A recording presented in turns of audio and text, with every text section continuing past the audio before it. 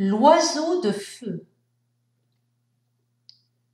Dans un certain pays, dans un certain royaume, vivait le tsar Démian avec ses 3 fils, Piotr, Vassili et Ivan. Ce tsar possédait un jardin, comme on n'en trouverait pas de pareil au monde, plein de fleurs rares et d'arbres précieux. Le plus précieux de tous était un pommier qui donnait des pommes d'or. Le tsar prenait grand soin de ce pommier, en comptait les pommes chaque soir, les recomptait chaque matin. Et il s'aperçut que la nuit, quelqu'un saccageait son jardin. Le soir, une belle pomme sur la branche mûrit, et au matin, ni vue ni connue, elle a disparu. Les gardiens n'y pouvaient rien, et le tsar en perdait le boire et le manger, la paix et le sommeil. Un jour, il appela ses fils. « Ça ne peut plus durer. À celui de vous qui découvrira et prendra notre voleur, je laisserai la moitié du royaume de mon vivant, et à ma mort, il l'aura tout entier. » Les fils ont juré d'attraper le voleur, et c'est Piotr Tsarevitch qui le premier monta la garde. Il fit le tour du jardin, se coucha sur le gazon, tomba dans un sommeil profond. Quand il se réveilla, plusieurs pommes d'or manquaient. Dès son réveil, le tsar appela Piotr. « M'apportes-tu une bonne nouvelle, fils ? As-tu vu le voleur ? » ?»« Non, père, et pourtant j'ai veillé toute la nuit, fouillé les taillis. Je me demande où ces pommes sont passées. » La nuit suivante, ce fut le tour de Vassili. Il regarda sous les buissons, s'assit sur le gazon, tomba dans un sommeil profond. Au matin, d'autres pommes d'or manquaient.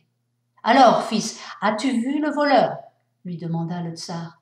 « Non, père, j'ai guetté de mon mieux, n'ai pas fermé les yeux, n'ai vu personne. Je n'y comprends rien. » La nuit d'après, Ivan Tsarevitch prit la garde. De peur de s'endormir, il marchait sans arrêt. Si le sommeil venait, si la fatigue le prenait, il se débarbouillait avec la rosée, reprenait sa veillée. Sur les minuit, il aperçut une grande lueur qui s'approchait du jardin, et bientôt on y vit clair comme en plein jour. L'oiseau de feu, perché sur le pommier, picorait les pommes d'or. Ivan Tsarevitch se glissa en catimini, saisit l'oiseau par la queue.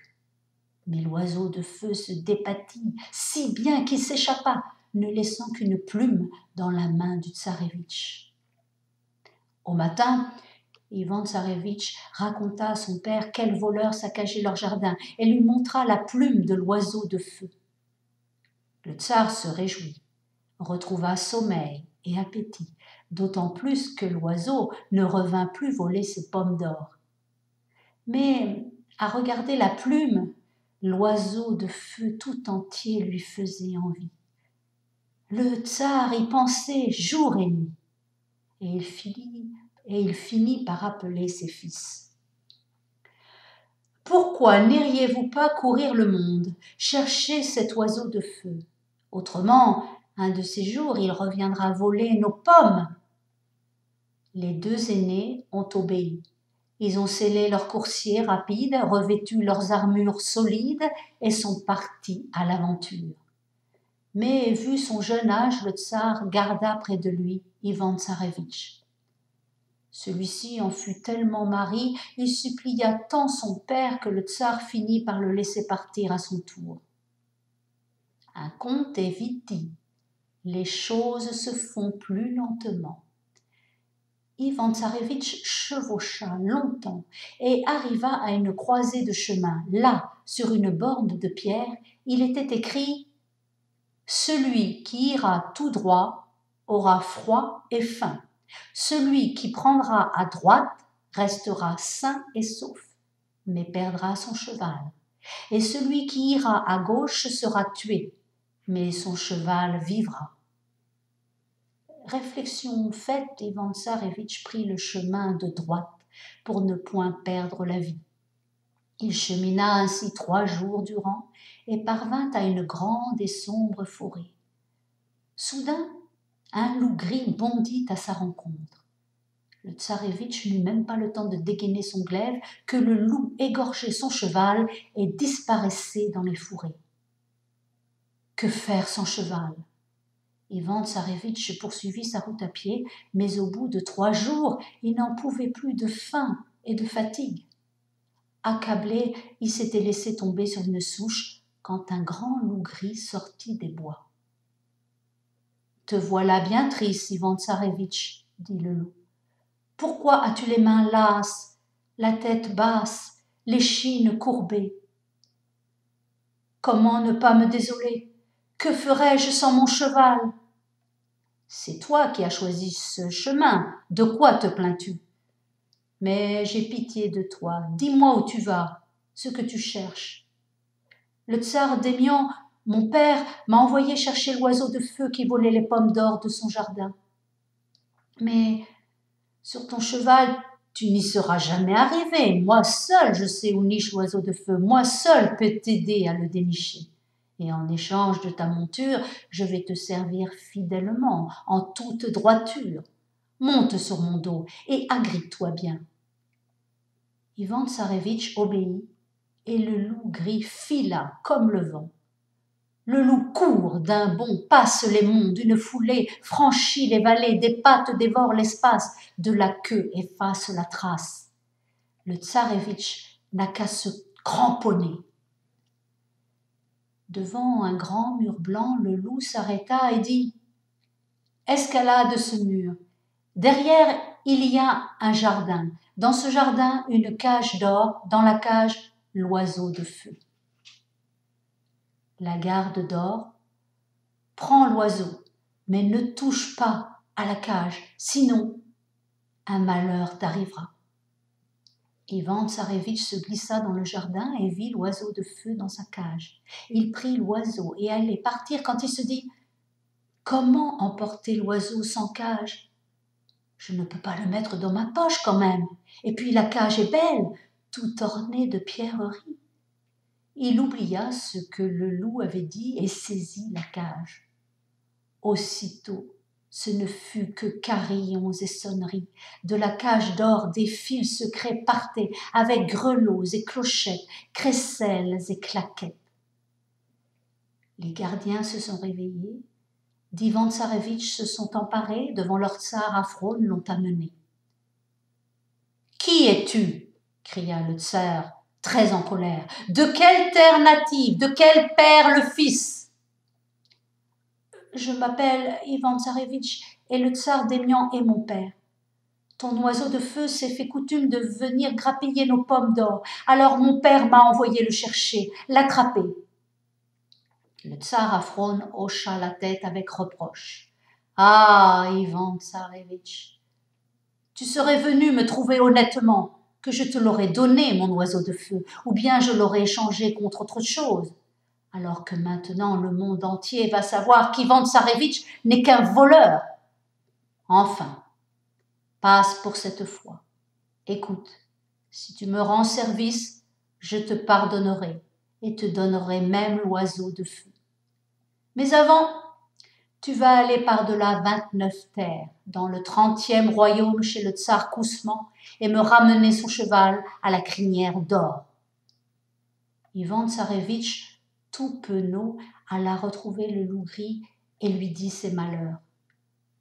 Le loup n'était pas content. « Pourquoi ne m'as-tu pas écouté, Tsarévitch? Pourquoi as-tu pris la cage? Je t'avais pourtant dit de ne pas y toucher. » « Pardonne-moi, s'il te plaît. Je suis en faute, c'est vrai. Bon, n'en parlons plus. Monte sur mon dos et cramponne-toi bien. On va aller chez le tsar Kousman. » Ivan Tsarévitch monta sur le dos du loup qui partit comme le vent. Le loup gris court d'un bond, passe les monts, d'une foulée, franchit les vallées, des pattes dévorent l'espace, de la queue efface la trace.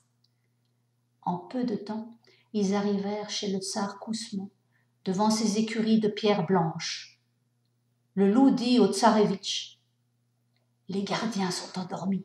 Va chercher le cheval à la crinière d'or, mais ne touche pas à sa bride, sinon un autre malheur t'arrivera. » Ivan Tsarevitch se glissa dans l'écurie, prit le cheval par sa crinière d'or et allait partir quand il vit une bride d'or pendue au mur et se dit « Comment mener un cheval sans bride? Et celle-là est si belle !» Mais dès qu'il la toucha, ce ne fut que carillons et sonnailles. La garde se réveilla. Ivan Tsarevitch s'empara devant le tsar Kousma, l'amena. Le tsar cria, très en colère. « Qui es-tu? De quelle terre native? De quel père le fils? Et comment oses-tu toucher à mon cheval ?» Le tsar d'Aimian est mon père. Ivan Tsarevitch est mon nom. Ah, Ivan Tsarevitch, il fallait venir me trouver honnêtement, par respect pour ton père, je t'aurais donné mon cheval. Et maintenant, toute la terre saura que le Tsarevitch n'est qu'un voleur de chevaux. Ce sera du joli. Enfin, je veux bien te pardonner et même te faire cadeau du cheval à la crinière d'or. Mais va d'abord à 29 terres d'ici, dans le 30e royaume, et ramène-moi la fille du tsar d'Alma, la princesse Hélène la Belle. Ivan Tsarevitch, pleurant de honte, alla raconter au loup ses malheurs. Le loup lui fit d'amers reproches. « Pourquoi ne m'as-tu pas écouté? Pourquoi as-tu touché à la bride? Je me donne du mal pour te servir et tu ne fais que tout gâcher. Pardonne-moi, je t'en prie. J'ai encore fauté, c'est vrai. Bon, quand le vin est tiré, il faut le boire. Monte sur mon dos, on s'en va chercher la princesse Hélène la Belle. » Et le loup gris partit comme le vent. D'un bond, il passe les monts, d'une foulée, franchit les vallées, des pattes dévorent l'espace, de la queue efface la trace. En peu de temps, ils arrivèrent chez le tsar d'Alma, devant un grand jardin aux grilles d'or. Le loup dit « Cette fois, Tsarevitch, je vais moi-même chercher la princesse. Toi, tu vas m'attendre dans ce bois, sous le chêne vert. » Le loup gris sauta par-dessus les grilles d'or et se tapit dans les buissons. Vers le soir, Hélène la Belle sortit se promener avec ses nourrices suivantes, ses fidèles servantes. Comme elle se penchait pour cueillir une fleur, le loup bondit, la jeta sur son dos et s'enfuit. Sous le chêne vert, il retrouva le Tsarevitch. « Monte vite !» cria le loup. « On va nous poursuivre !» Ivan Tsarevitch monta sur le dos du loup, prit la princesse dans ses bras et le loup gris fila comme le vent. Chez le tsar d'Alma, pendant ce temps, les nourrices suivantes, fidèles servantes, criaient et piaillaient si bien que personne ne comprenait rien.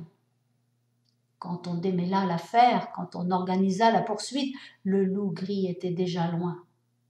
De peur, Hélène la Belle s'était évanouie. En reprenant connaissance, elle vit qu'un jeune et beau prince la tenait dans ses bras. Et à ce premier regard, à ce premier coup d'œil, ils s'aimèrent. Si bien qu'en approchant du royaume du tsar Kousman, Ivan Tsarevitch pleurait à chaudes larmes. Le loup lui demanda « Pourquoi pleures-tu, Tsarevitch? Quel chagrin est le tien ?»« Ah, loup gris, j'aime Hélène la Belle de tout mon cœur. Comment la donnerais-je au tsar Kousman ?» Le loup gris les regarda, en eut pitié, et il dit « Puisque j'ai promis de te servir fidèlement, je tiendrai parole. Je vais me transformer en Hélène la Belle, et tu me remettras au tsar Kousman. La princesse t'attendra dans ce bois, et dès que tu auras le cheval à la crinière d'or, tu viendras la prendre. Partez tous deux.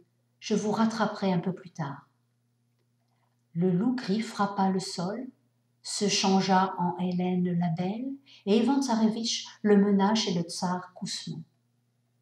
Celui-ci, tout heureux, remit au Tsarevitch le cheval avec sa bride par-dessus le marché et remercia encore pour le service rendu. Ivan Tsarevitch s'en alla en hâte rejoindre la vraie princesse, et ils se mirent en route. Pendant ce temps, le tsar Kousman célébrait ses noces. Sur les tables de chêne, sur des nappes blanches, on servait des mets fins de vieux hydromel et vins. Les invités criaient « Vive la mariée !» Le tsar voulut embrasser sa jeune épouse, mais au lieu de ses douces lèvres, rencontra le rude poil d'un loup. Le tsar hurla, l'assistance s'affola. Profitant du tumulte, le loup gris sauta par la fenêtre et autant chercher le vent dans les champs. Le loup rattrapa vite Ivan Tsarévitch et lui dit « Monte sur mon dos, laisse le cheval à la princesse !» En arrivant au royaume du tsar Afron, le loup demanda « Tu as l'air bien triste, Ivan Tsarévitch. Qu'as-tu donc ?»« Je songe au cheval à la crinière d'or et j'ai gros cœur de l'échanger contre l'oiseau de feu. Mais si je ne lui donne pas le cheval, le tsar va me déshonorer à la ronde. »« Allons, ne te chagrine pas, je vais encore t'aider. Je me changerai en cheval à la crinière d'or. C'est moi que tu remettras au tsar Afron. Et la princesse avec le vrai cheval t'attendra dans ce bois. » Le loup frappa le sol, se changea en cheval à la crinière d'or, et Ivan Tsarévitch le mena chez le tsar Afron. En les voyant, le tsar se réjouit au-devant du tsarévitch sorti dans son palais, le conduisit. Il lui donna l'oiseau de feu et sa cage par-dessus le marché, l'invita même à rester quelque temps, mais Ivan Tsarévitch avait hâte de rejoindre Hélène la belle. Il la retrouva dans le bois et montés tous deux sur le cheval à la crinière d'or, tenant la cage avec l'oiseau de feu, ils se mirent en chemin. Pendant ce temps, le tsar Afron voulut essayer son cheval et s'en fut à la chasse avec ses chasseurs, ses piqueurs, ses rabatteurs. Par les bois ils passèrent, un renard dans son gîte forcèrent, sur ses traces s'élancèrent. Le cheval à la crinière d'or galopa vite, distança toute la suite. Alors le cheval buta, le tsar chuta, plongea dans la boue, la tête la première. Et au lieu du cheval à la crinière d'or, c'est un loup gris qui se sauva à toutes jambes. Le temps de relever le tsar, de le nettoyer, le loup avait disparu. Il rejoignit Ivan Tsarévitch et le prit sur son dos. En arrivant au lieu de leur première rencontre, le loup gris dit « C'est ici que j'ai égorgé ton cheval, Ivan Tsarévitch. C'est ici que je vais te quitter. Je ne suis plus ton serviteur. » Ivan Tsarévitch par 3 fois salua le loup gris jusqu'à terre, par 3 fois le remercia et lui dit adieu. Mais le loup répondit « Ne me dis pas adieu, Tsarévitch, dis-moi à bientôt. Dans peu de temps d'ici, tu auras encore besoin de moi. » À part soi, Ivan Tsarévitch pensait « Quel besoin aurais-je du loup gris? J'ai tout ce que je désire. » Il monta avec la princesse sur le cheval à la crinière d'or et tenant la cage de l'oiseau de feu se mit en route vers le royaume de son père. Un conte se dit vite, le chemin se fait lentement. Peu avant d'arriver chez le tsar d'Aignan, il fallut s'arrêter pour prendre du repos. Ivan Tsarévitch et Hélène la belle à l'orée du bois s'installaient, sur l'herbe s'allongeaient, bien vite s'endormaient. C'est alors que les 2 frères aînés du tsarévitch vinrent à passer par là. Piotr Tsarévitch et Vassili Tsarévitch sont retournés chez leur père les mains vides, le cœur déçu. En voyant Ivan Tsarévitch entre une belle princesse, un cheval à crinière d'or et la cage d'or avec l'oiseau de feu dedans, la rage jalousie les prit. Notre frère nous avait déjà humiliés en rapportant une plume de l'oiseau de feu, et voilà qu'il ramène l'oiseau tout entier, vivant. Et il a encore d'autres merveilles avec lui. De quoi aurons-nous l'air, nous, ses aînés? Il faut lui apprendre ce qu'il en coûte de toujours se mettre en avant. Et les voilà qui tirent leur glaive, qui coupent la tête d'Ivan Tsarévitch endormi. Hélène la belle se réveille, voit son bien-aimé décapité, se met à crier, à sangloter. Mais Piotr Tsarévitch appuya la pointe du glaive sur son cœur. « Tu es entre nos mains, lui dit-il. Nous allons te ramener chez le tsar notre père, et tu diras que c'est nous qui t'avons conquise, toi et le cheval à la crinière d'or et l'oiseau de feu. Fais serment de parler ainsi, sinon je te tue. Hélène la belle avait peur de mourir. Elle jura tout ce que les autres voulaient. Alors les deux frères tirèrent au sort pour savoir qui l'aurait. C'est à Piotr Tsarevitch qu'elle échut, et Vassili Tsarevitch eut le cheval à la crinière d'or pour sa part. Et emportant l'oiseau de feu, tous trois prirent le chemin du palais du tsar Démian. Ivan Tsarevitch gisait mort dans la plaine, et déjà les corbeaux tournaient autour de lui. C'est alors que le loup gris sortit des bois et, tapi dans l'herbe, guetta les corbeaux. Quand un corbeau avec ses petits corbillas se posa sur le corps du tsarevitch, le loup bondit et saisit un corbillat. Le père corbeau le supplia de lâcher son petit. Le loup répondit « Ton corbillat, je le laisserai partir, mais avant, il faut que tu voles par-delà 29 pays dans le 30e royaume et que tu me rapportes une fiole d'eau vive et une fiole d'eau morte. Jusqu'à ton retour, ton petit restera avec moi. » Le corbeau partit à tire-d'aile. On ne sait au bout de combien de jours, on ignore au bout de combien de temps. Il revint avec les 2 fioles pleines. Le loup prit alors le corbillat et le déchira en 2. Puis il rassembla les 2 moitiés et les aspergea d'eau morte. Le corps de l'oiseau se ressouda. Le loup l'aspergea d'eau vive. Le corbillat s'ébroua et s'envola. Le loup gris remit la tête d'Ivan Tsarevitch sur ses épaules et l'aspergea d'eau morte. Le corps se ressouda aussitôt.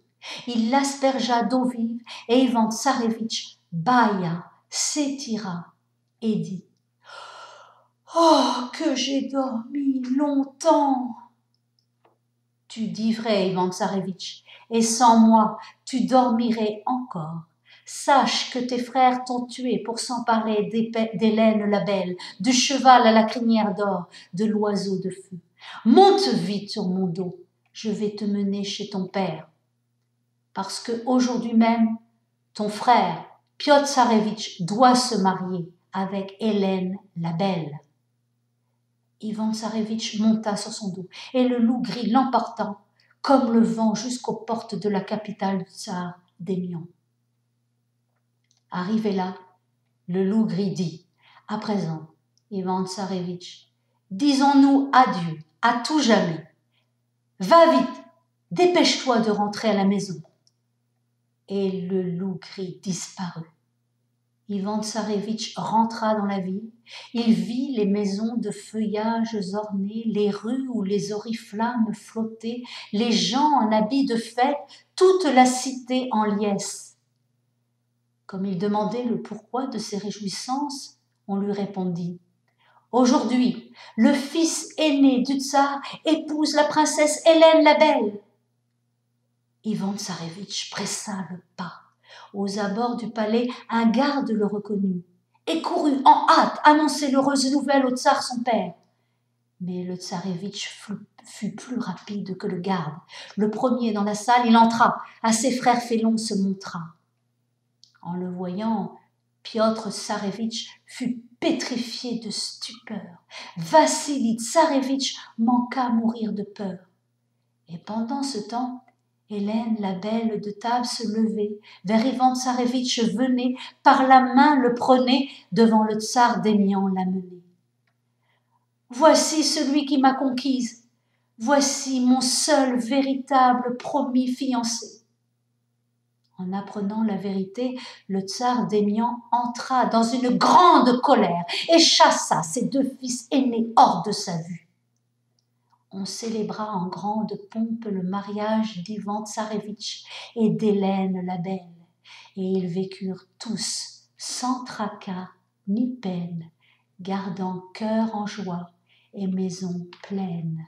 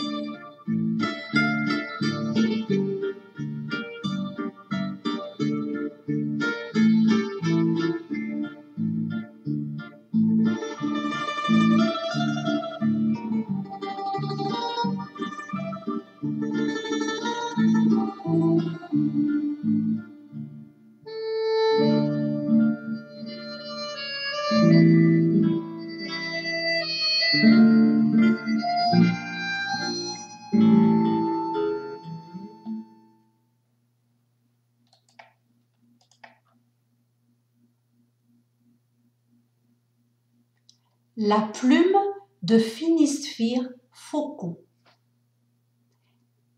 Il était une fois un vieux qui avait 3 filles. Les 2 aînées, très coquettes, ne pensaient qu'à se parer, tandis que la plus jeune s'occupait du ménage, habile en tout, ayant l'œil à tout, et avec ça d'une beauté qu'un conte ne saurait dire, qu'une plume ne peut décrire. Yeux d'eau marine, sourcils de zibeline, et la blonde tresse, orgueil de la jeunesse, tombant jusqu'au talon. Comme le père devait se rendre à la foire, il demanda « Quel cadeau faut-il vous ramener de la ville, mes filles ?» L'aînée voulait de la soie cramoisie pour une robe, la seconde de la soie azurée, et la troisième dit « Achète-moi, père, une plume de Phinisphire Faucon. » Mais à la foire, personne n'avait jamais entendu parler d'une plume comme ça, et le vieux rentra à la maison avec des cadeaux pour ses aînés, les mains vides pour sa préférée. « Je n'ai pas trouvé ce que tu désirais, ma fille chérie. »« Tant pis, père, ce sera pour la prochaine fois. » Les sœurs aînées taillent les soies, cousent des robes neuves, se moquent de la plus jeune qui ne dit rien. Une autre fois, le père s'en va en ville. Les aînés demandent qu'il leur apporte des châles à fleurs. La plus jeune dit encore « Achète-moi une plume de Phinisphire Faucon. » Le père chercha dans toute la ville, ne trouva rien. Il revint à la maison avec les châles des aînés et dit à la plus jeune « Je n'ai pas trouvé ton cadeau, ma fille chérie. »« Ça ne fait rien, père, on sera plus heureux une autre fois. » Pour la 3e fois, le vieux alla à la foire. Les sœurs aînées désiraient des pendants d'oreilles. Et la plus jeune « Achète-moi, père, une plume de Phinisphire Faucon. » Le vieux acheta de beaux pendants en or, mais fouilla en vain éventaires et boutiques. Nul ne connaissait cette plume-là. Il revenait tout triste à la maison quand, au sortir de la ville, il rencontra un petit vieux qui portait une petite boîte.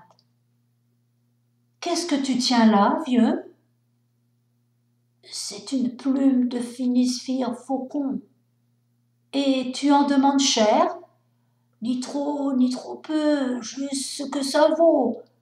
1000 roubles. » Le père paya sans marchander et rentré à la maison, remit la petite boîte à la plus jeune des filles. « Enfin, j'ai trouvé cadeau à ton goût, ma fille chérie. » La belle sauta de joie, serra la boîte sur son cœur, et le soir venu, elle s'enferma dans sa chambre, prit la plume et la jeta sur le sol en disant « Apparais, Phinisphire Faucon, viens, mon beau promis tant désiré. » Aussitôt, un jeune et beau tsarevitch se dressa devant elle.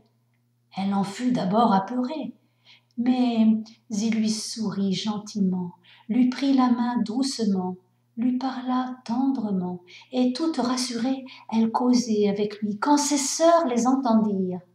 « À qui fais-tu la conversation, petite sœur ?»« À personne, je me parle à moi-même. »« C'est bien vrai ? Ouvre donc ta porte. » Phinisphire Faucon frappa le sol, se changea en plume bigarrée que la jeune fille remit dans la boîte avant d'ouvrir à ses sœurs. Elles ont fureté partout, n'ont rien vu. Et après leur départ, le tsarevitch reprit sa forme humaine. Au lever du jour, Phinisphire Faucon embrassa la jeune fille. « Chaque nuit, je viendrai à ton appel, mon aimé, et si tu as envie de riches parures, belle vêture, sors sur le seuil, fais signe à droite avec ma plume, et tu auras ce que ton cœur désire. Quand tu feras signe à gauche, tout disparaîtra. » Il l'embrassa encore, se changea en faucon et s'envola par la fenêtre au-dessus de la sombre forêt. Et chaque nuit, désormais, Phinisphire Faucon vint chez la jeune fille pour ne s'envoler qu'au matin. Arriva le dimanche. Les sœurs aînées s'habillaient pour aller à l'église, mettaient les robes neuves, nouaient les châles fleuris, attachaient les pendants dorés et se moquaient de la cadette. « Tu n'as rien de neuf, rien de beau à te mettre, reste donc là avec ta petite plume. »« Ça ne fait rien, je suis bien à la maison. » Mais une fois tout le monde parti, la jeune fille vint sur le seuil et fit signe à droite de sa plume bigarrée.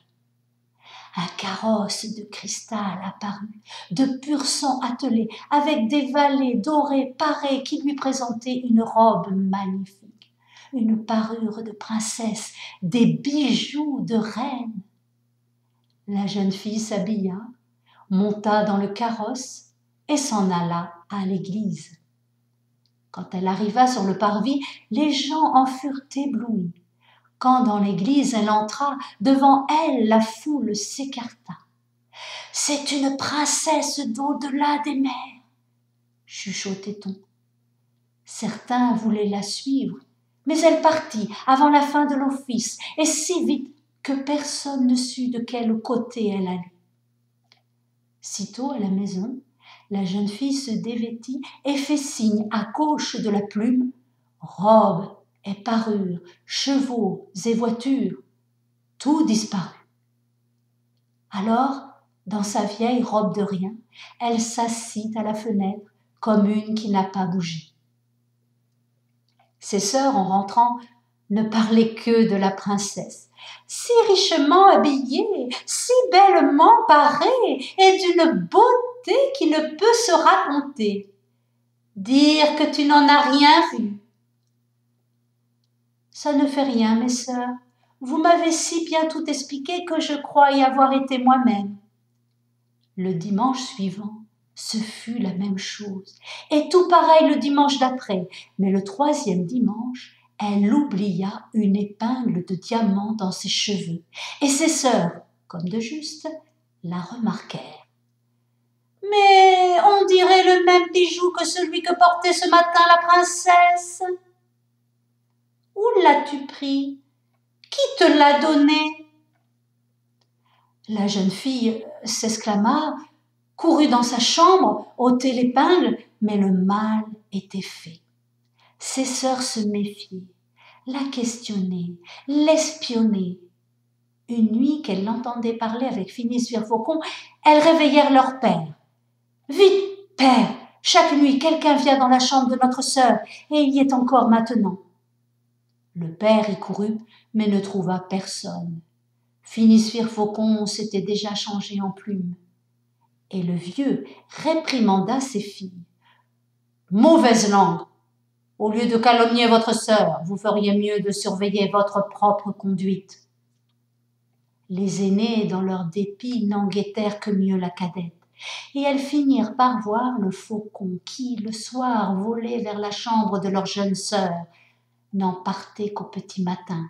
Alors, elles choisirent le bon moment, à la fenêtre se hissèrent secrètement, de couteaux hérissèrent les montants, plantèrent des aiguilles acérées tout autour de la croisée.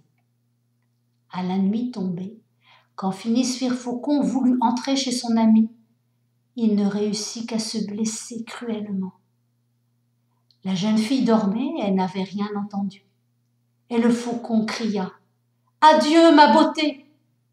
Si tu veux me revoir, cherche-moi au-delà de 29 pays dans le 30e royaume. Quand tu auras trouvé 3 paires de souliers de fer, usé 3 bâtons de fonte, rongé 3 pains de pierre, alors peut-être tu me retrouveras. Pas avant. » La belle entendait ces dures paroles à travers son sommeil, mais ne pouvait se réveiller. Ce n'est qu'au matin, en voyant sa fenêtre, des couteaux barrés, d'aiguilles hérissées, de sang rouge taché, qu'elle a compris tout et se mit à pleurer. « Ce sont mes sœurs qui ont voulu faire périr mon ami. » La jeune fille sanglota, se lamenta. Elle passa des nuits sans dormir, des jours sans manger, à se désoler. Elle essaya bien d'agiter la plume bigarrée et d'appeler son bien-aimé, mais Phineas Virfaucon ne venait, ni n'envoyait ses serviteurs. et la jeune fille demanda à son père de la laisser partir au loin. Malgré son chagrin, le père le permit. Alors elle se fit forger 3 paires de souliers de fer, 3 bâtons de pèlerin en fonte. Elle chaussa une paire de souliers, prit dans la main un bâton, emporta 3 pains de pierre et se mit en route vers la sombre forêt, du côté d'où arrivait Phinisphire Faucon. Elle marcha longtemps, du ponant au levant, traversa les fleuves rapides, les sables arides, les forêts profondes, les hautes montagnes. La première paire de souliers de fer se trouait, le premier bâton de fonte s'usait, le premier pain de pierre était rongé. Au plus profond de la forêt, au plus épais des taillis, la jeune fille vit une hutte. Sous les arbres nichés sur pattes de poulet perchés et qui viraient de ci, de là. La jeune fille dit « Hutte chaumine, ne me fais pas grise mine, tourne-toi dos au bois, face à moi. Chez toi je veux monter, de ton pain sel goûter. » La hutte tourna, la jeune fille entra. Là-dedans habitait la vieille sorcière, Baba Yaga, jambes ossues, dos bossu, lippe comme une auge, nez long d'une aune. Baba Yaga renifla. Dans les temps jadis, on ne se sentait jamais l'odeur de russe par ici. Et voilà que l'odeur russe par le monde se promène, dans ma maison traîne, à plein nez manchifrène. Que fais-tu là, jeune fille? Tu éprouves ton courage ou tu fuis l'ouvrage? J'avais un fiancé, grand-mère, Phinisphire Faucon, plume bigarrée. Mes sœurs l'ont maltraité. Il est parti et je le cherche. Eh bien, tu n'es pas au bout de tes peines, jeune fille. Phinisphire Faucon habite au bord de la mer Bleue, à 29 pays d'ici, dans le 30e royaume. Et il est déjà fiancé à une princesse. Mais je vais essayer de t'aider. La vieille s'empressait de la jeune fille s'occuper. Elle la fit boire, manger, la mena se coucher. Puis, au matin, la réveilla avant le soleil, lui remit un riche présent, un fuseau d'or et une quenouille d'argent. Et Baba Yaga lui fit la leçon. Maintenant, tu vas aller chez ma grande sœur. Elle te sera de bons conseils. En attendant, prends mon cadeau. Quand avec cette quenouille tu files du lin, c'est un fil d'or qui vient. Une fois au bord de la mer Bleue, mets-toi à filer. La fiancée de Phinisphire Faucon viendra se promener. Elle voudra t'acheter mon petit cadeau. Mais toi, n'accepte rien. Demande seulement à voir Phinisphire Faucon. Baba Yaga prit une pelote de fil et la lança sur le chemin en disant « Suis-la partout, elle te guidera. » La jeune fille la remercia et suivit la pelote. La pelote roule, le temps coule. La seconde paire de souliers va se trouer, le second bâton de fonte va s'user, le second pain de pierre va être rongé. La forêt se fait plus sombre, les taillis plus épais. Les arbres de leurs cimes étayent le ciel. Au cœur de la forêt, au plus profond des fourrés, la pelote s'arrêta devant une hutte, sous les branches nichées, sur pattes de poulet perchées et qui viraient de ci, de là. La jeune fille dit « Hutte chaumine, ne me fais pas grise mine, tourne-toi dos au bois, face à moi. Chez toi je veux monter, de ton pain sel goûter. » La hutte tourna, la jeune fille entra. Il y avait là une sorcière, plus vieille que la première. Baba Yaga, jambes bossues, dos bossu, lippe comme une auge, nez long d'une aune. Elle renifla. Dans les temps jadis, on ne sentait jamais l'odeur de russe par ici.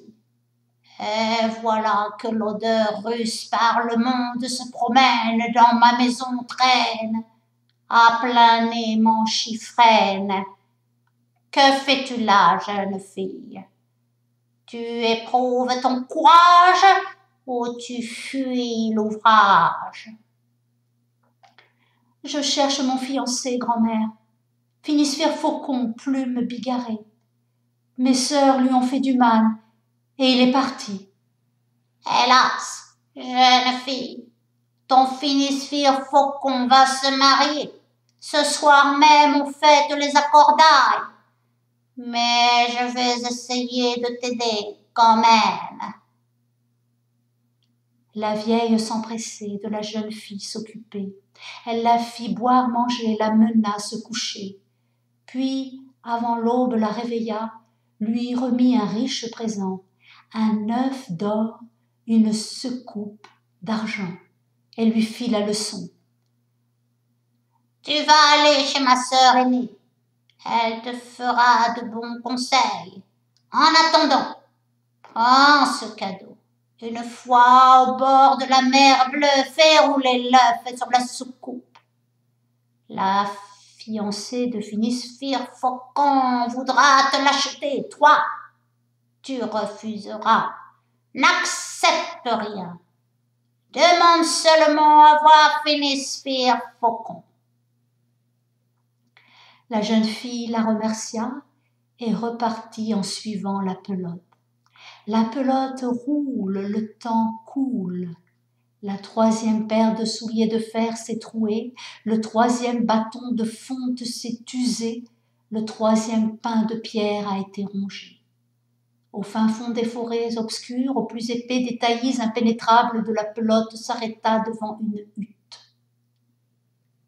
Sous les arbres nichés, sur pattes de poulet perchées et qui viraient de ci, de là, la jeune fille dit « Hutte chaumine, ne me fais pas grise mine. Tourne-toi dos au bois, face à moi. Chez toi, je veux monter de ton pain sel goûter. » La hutte tourna. La jeune fille entra. Il y avait là une sorcière, bien plus vieille que les deux autres. Baba Yaga, jambes ossues, dos bossu, lippe comme une auge, nez long d'une aune. Elle renifla. Dans le temps jadis, on ne sentait jamais l'odeur de russe par ici. Et voilà que l'odeur russe par le monde se promène, dans ma propre maison traîne, à plein nez mon chiffrène. Que fais-tu là, jeune fille? Tu éprouves ton courage ou tu fuis l'ouvrage? J'avais un fiancé, grand-mère, Finisphère Faucon, plume bigarrée. Mes sœurs ont voulu le faire périr et s'est envolé par-dessus forêts et montagnes, par-delà 29 pays dans le 30e royaume. Et depuis ce temps, je le cherche. Ah, pauvre de toi, jeune fille. Finisphère Faucon a épousé la princesse pas plus tard qu'hier. Mais je vais essayer de t'aider quand même. La vieille s'empressait de la jeune fille s'occuper. Elle la fit boire, manger, la mena se coucher, et le lendemain, avant le jour, la réveilla, lui donna un riche présent, un métier à broder d'or et une aiguille d'argent avec de bons conseils par-dessus le marché. En arrivant au bord de la mer bleue, prends ce métier. L'aiguille va broder toute seule. La princesse voudra t'acheter mon petit cadeau, mais tu n'accepteras rien. demande seulement à voir Phinis Faucon. La jeune fille la remercia et suivit la pelote. Le temps coule, la pelote roule, la forêt se fait moins sombre, les arbres moins hauts, les taillis moins épais. Au bout de la longue route, au bout de la longue peine apparaît la mer bleue. Au loin des murs blancs s'élèvent, des coupoles d'or au soleil brillent, c'est le royaume de Phinis Faucon, sa belle capitale. La jeune fille au bord de l'eau s'en allait, sur le sable blanc s'installait, prenait la quenouille en main, se mettait à filer le lin. Sur la quenouille, du lin, sur le fuseau, un fil d'or fin. De voir cette merveille, les gens s'ébahissent, les gamins s'ébobissent, les vieux n'en croient pas leurs yeux. La princesse que Phinis Faucon avait épousée sortit se promener avec ses nourrices gouvernantes, ses fidèles suivantes. Elle vit quenouilles et fuseaux, désira les acheter aussitôt, mais la fileuse ne voulait rien entendre, refusait de vendre. C'est un cadeau, et un présent ne s'achète ni ne se vend, mais si tu me laisses voir Phinis Faucon, je te donnerai quenouilles et fuseaux pour rien. La princesse se fâcha d'abord, puis elle réfléchit et dit « C'est bon, donne-moi ta quenouille d'argent et ton fuseau d'or. Cette nuit, tu pourras voir Phinis Faucon. » Au repas du soir, la princesse mêla de l'herbe qui fait dormir dans la boisson de son époux. Et quand il s'endormit profondément, elle dit à ses servantes de conduire la jeune fille auprès de lui. En voyant son bien-aimé endormi, la jeune fille voulut l'éveiller. Elle l'implora, le supplia. « Réveille-toi, Phinis Faucon, ouvre les yeux, mon doux ami. Des jours et des mois je t'ai cherché, à grand-peine t'ai retrouvé. J'ai troué 3 paires de souliers de fer, j'ai usé 3 bâtons de fonte, j'ai rongé 3 pains de pierre en venant vers toi. J'ai traversé les fleuves rapides, les sables arides, les forêts profondes, les hautes montagnes pour te revoir, mon bien-aimé. » Mais Phinis Faucon dormait, n'ouvrait pas les yeux. Toute la nuit, la jeune fille se lamenta en vain, et au matin, la princesse la fit chasser par ses servantes. En se réveillant, Phinis Faucon dit « Quelle longue et mauvaise nuit j'ai passée. Il me semblait que quelqu'un pleurait à mes côtés, et je ne pouvais me réveiller, et j'en avais une telle peine. » « Tu as rêvé, » dit la princesse. « Personne n'est venu ici. » La jeune fille, entre-temps, allait s'asseoir sur le sable blanc, prenait la secoupe d'argent, faisait rouler dessus l'œuf d'or. La princesse vint en promenade et voulut acheter le joli jouet, mais la jeune fille répondit « Un présent ne s'achète ni ne se vend. Laisse-moi voir Phinis Faucon et je te le donnerai pour rien. » La princesse accepta. Le soir, elle versa de l'herbe qui fait dormir dans le verre de son époux, et quand le sommeil le prit, fit venir la jeune fille. Celle-ci pleura et supplia toute la nuit sans pouvoir réveiller Phinis Faucon.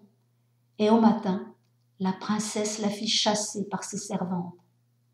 En se réveillant, Phinis Faucon soupira. « Quelle longue et pénible nuit j'ai passée. Il me semblait que quelqu'un pleurait et m'appelait, et je ne pouvais ouvrir les yeux, et j'en avais tant de chagrin. »« Ce n'était qu'un rêve, » dit la princesse. « Il n'y avait personne. » Plus désolée que jamais, plus triste qu'avant, la jeune fille allait s'asseoir sur le sable blanc, prenait le métier d'or et l'aiguille d'argent, se mettait à broder toute seule. L'aiguille court sur la soie, trace des dessins dorés à points perlés, et en voyant cette merveille, les gens s'ébahissent, les enfants s'ébobissent, les vieux n'en croient pas leurs yeux. La princesse sortit se promener avec ses nourrices gouvernantes, ses fidèles suivantes. Elle demanda à acheter l'aiguille brodeuse, mais la jeune fille ne voulut rien entendre, refusa de vendre. Un présent ne s'achète ni ne se vend, mais laisse-moi voir Phinisphère Faucon, et je te le donnerai pour rien. La princesse accepta tout de suite.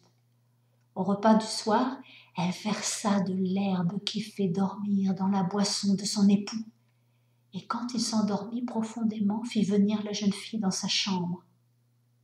La jeune fille se pencha sur son ami, le supplia. « Réveille-toi, Phinisphère Faucon, ouvre les yeux, mon doux ami.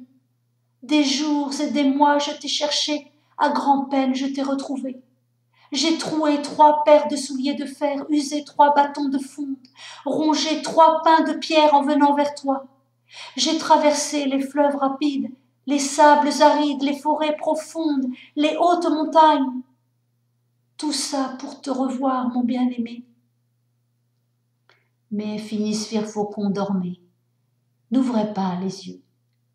Alors, comme le jour allait se lever, comme on allait bientôt la chasser, la jeune fille se mit à pleurer, à chaudes larmes, en embrassant Phinisphère Faucon.